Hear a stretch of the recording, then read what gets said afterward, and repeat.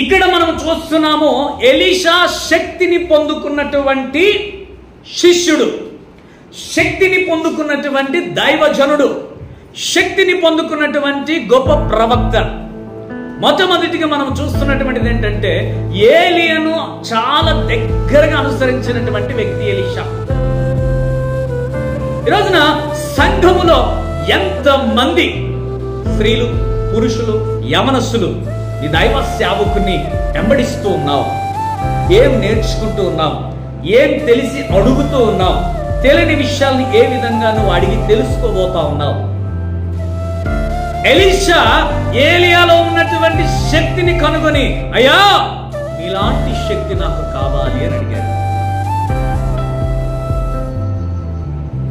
నేను నీకు ఇవ్వను అనలేదాయన, నేను నిన్ను ఎంకరేజ్ చేయనని చెప్పలేదాయన, నేను తృణీకరిస్తున్నానని చెప్పలేదాయన. ఆయన అంగీకరించాడు. దేనికి అంగీకరించాడు? నేను పొందుకున్న శక్తిని నువ్వు పొందుకున్నట్టు. అక్కడ చూడండి, చాలా క్లియర్ గా వ్రాయబడినది. ఎరికో దగ్గర నుండి కనిపెట్టుచున్న ప్రవక్తలు, శిష్యులు అతన్ని చూచి ఏలి ఆత్మ ఎలీషా మీద నిలిచి ఉన్నదని చెప్పుకున్నారు. ఎందుకు ఆయనకు అంత గొప్ప ఆత్మ, దేవుని ఆత్మ వచ్చి ఉంది? ఎందుకు వచ్చింది? ఎందుకు వచ్చింది? ఏలియాతో ఆయన ఒక గొప్ప సహవాసం కలిగి ఉన్నాడు. ఏలియాను చూసి నేర్చుకున్నాడు. ఏలియాతో ఆయన నడిచాడు. ఏలియాతో ఆయన అన్ని విషయాలను గమనిస్తూ ఉన్నాడు. మనం ఏం గమనిస్తాం తెలుసా? మనం ఎలా నడచాలనుకుంటాం తెలుసా?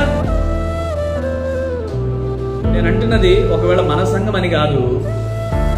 అయ్యగారు ఏం షర్ట్ వేసినారు, అయ్యగారి ఇంట్లో ఏం వస్తువులు వచ్చినాయో, అయ్యగారి చర్చిలో ఏమేమి ఉన్నాయో, అయ్యగారి మెడలో ఏముందో, అయ్యగారి ఏళ్ళలో ఏముందో, ఇది కాదు.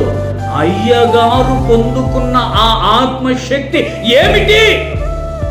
నేను దానిని పొందుకోవాలి. ఎలీషా ఏలియా దగ్గర ఉన్నటువంటి ఆత్మశక్తిని పొందుకోవాలనుకున్నాడు. పొందుకున్నాడా? పొందుకున్నాడా? 100% ఆయన పొందుకున్నాడు.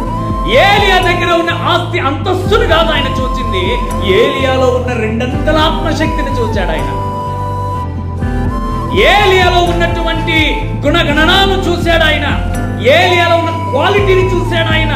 నా సేవకుడు ఎలా నడుస్తూ ఉన్నాడు, నా సేవకుడు ఎక్కడికి వెళ్తున్నాడు, నా సేవకుడు ఏమి చెబుతున్నాడు, నా సేవకుడు నా కొరకు ఏమి సిద్ధపరిచాడు, నా సేవకుడు నా కొరకు ఏమి చెప్పబోతున్నాడు, ఇది కనిపెట్టుకొని ఉన్నాడు ఎలీషా. తను కనిపెట్టుకున్నటువంటి రీతిగా, తను చెప్పబడిన రీతిగా కనిపెట్టిన ఆ సమాధానము దేవుడు ఏం చేశాడంట అక్కడ మనం చూసినప్పుడు. ఎవరెవరంట అక్కడ చూడు రాయబడినటువంటి మాటలు. కనిపెట్టుకున్నటువంటి ప్రవక్తలు, శిష్యులు అతను చూచి ఏలి ఆత్మ ఎలీషా మీద నిలిచి ఉంది అని చెప్పి ఇక్కడ మనం చూస్తున్నాము. పిలుపునకు లోబడిన వాడు, మొదటిది శక్తి నొందినవాడు, రెండవది పిలుపునకు లోబడిన వాడు. ఇక్కడ యాక్చువల్గా మనం చూస్తున్నాము, అతడు ఎడ్లను విడిచి ఏలియా వెంట పరిగెత్తి, అయ్యా నా తల్లిదండ్రులు వచ్చి ఉన్నారు, వాళ్ళ దగ్గరికి నేను వెళ్ళొచ్చి వాళ్ళకి ఏదైనా ఒక మంచి ఉపచారములు చేసేస్తానని చెప్పి వాళ్ళ తల్లిదండ్రులను ముద్దు పెట్టుకుని తిరిగి వచ్చి నేను వెంబడిస్తానని చెప్పి అతనికి సెలవు అడిగాడంట.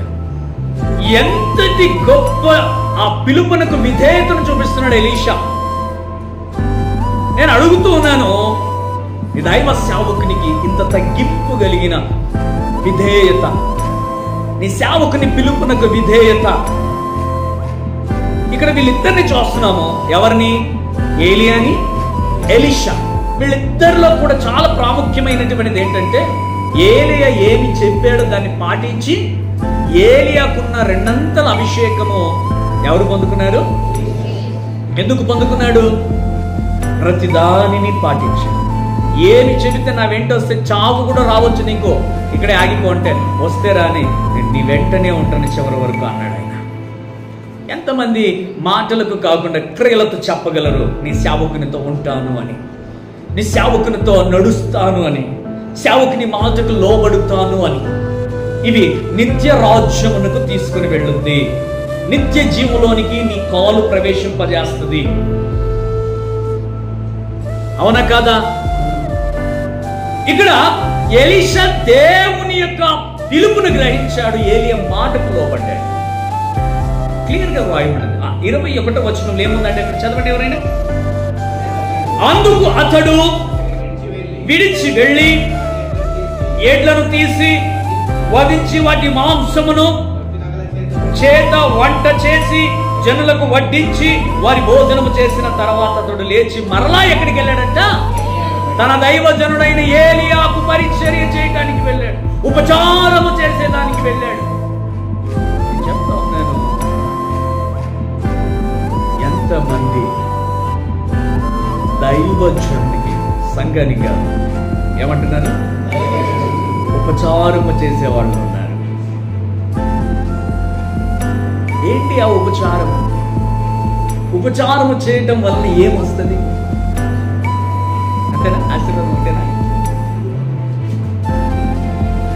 భక్త సింగ్ గారి పేరు ఎంతమంది విన్నారు? ఏసన్న గారి పేరు ఎంతమంది విన్నారు? విన్నారా? వీళ్ళు చిన్న సంఘమే, 1-2 ఏ సంఘమైన ప్రారంభమవుతుంది. వీళ్ళు వాక్యాన్ని మొదట బోధించలేరు, ఉపచారమును బోధించారు, పరిచర్యను బోధించారు. ఈ రోజున సంఘాలు శిష్యులు కుప్పలు కుప్పలుగా ఉండటానికి గల కారణం ఏంటి తెలుసా? వాళ్ళని ఏ విధంగా ఎంత చక్కగా వారిని వంచి వంచి పరిచర్య చేయిస్తే ఈరోజు ఉన్నత స్థితిలో ఉన్నారు. నీ పనేంటి? రావటం వెళ్ళటమేనా? ఏ రోజైనా అడిగేవా సంఘంలో నేను కూడా పరిచయం చేస్తాను, అయ్యా మీ కొరకు నేను ఉపచారం చేయాలని ఎప్పుడైనా అడిగేవా? ఏంటి పరిస్థితి? ఏ స్థితిలో ఉన్నావు? 24 గంటలు నీ సోదే. అయ్యగారికి పరిచయం చేసేది ఉందా? సంఘానికి పరిచయం చేసేది ఉందా? ఎంతసేపు నీ సోదే? దేవుని సంఘములో ఏం చేస్తున్నావు? దేవుని పిలుపునకు ఏ విధంగా లోబడుతున్నావు? దేవుని సేవకునికి ఏ విధంగా లోబడుతున్నావు? చాలా ప్రాముఖ్యమైనది ప్రియ సహోదరి సహోదరుడా. నీ శరీరమును నువ్వేం చేయాలి? హల్లెలూయా! నీ శరీరమును ఏం చేయాలి? నువ్వు వంచాలి, బాగా నలగగొట్టి దానిని దేవుని పరిచర్లో ఉంచాలి, దైవ సేవకుని ఎదుట వచ్చాలి. ఏదన్నా పని చేస్తున్నాడు అన్నా, అలా చోటున్నాడన్న అవుతారో లేదో వచ్చేకి ఆడ, అది దేవుని సేవకునికి ఇచ్చేటువంటి విలువ. నిన్ను పని వదిలిపెట్టి రమ్మనిలే, కానీ చెప్పిన పనిని పూర్తి చేయమంటున్నాను నేను. హల్లెలూయా! ఈ రోజున నీ కొరకు సిద్ధపాటు కలిగినటువంటి పని, ఆ పిలుపునకు లోబడితే పని ముగించబడుద్ది. ఇక్కడ ఏం చేశాడంటే తన తల్లిదండ్రులకు ఆయన ఉపచారమును చేసి మరలా దైవ సేవకుని దగ్గరికి వచ్చి అతనికి ఏం చేశాడంట? ఈరోజు ఎంతమంది కుటుంబంలో చేసి, దేవుని సంఘములో చేసి, దేవుని సేవకునికి చేసేటువంటి వాళ్ళు ఉన్నారు.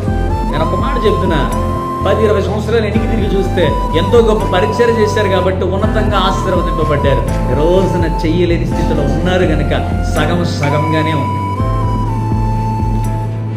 పనిని కల్పించుకొని చేసిన వాడే నిజమైన విశ్వాసి. అన్న నువ్వు చెప్పినావు నేను చేస్తానని నన్ను చేయలేదు. కాదు, ఉందా లేదా అనేది పక్కన పెట్టు. మనం ఏం చేయాలి? కల్పించుకోవాలి. కల్పించుకుంటే ఏమవుతుందంటే దీవింపబడతాడు ఆ వ్యక్తి, ఆశీర్వదింపబడతాడు వ్యక్తి. మరి నువ్వు ఏ విధంగా పిలుపునకు లోబడతా ఉన్నావు? ఆయన ఏమంట? వాళ్ళ తల్లిదండ్రులకు మంచి జనులకు భోజనాలు చేసి వడ్డించి వారికి పరిచయం చేసి మళ్ళా వచ్చి ఆయన ఏం చేశాడంట? తన యొక్క సేవకునికి మళ్ళా ఉపచారం చేశాడంట. అంటే ఏలీషా ఏ విధంగా ఉన్నాడు, ఏలియా ఏ విధంగా ఉన్నాడు, ఇప్పుడు నువ్వు ఏ విధంగా ఉన్నావు? ఇక్కడ నేను అనేది నువ్వు పెట్టుకోవాలి. నేను ఏ విధంగా ఉన్నాను?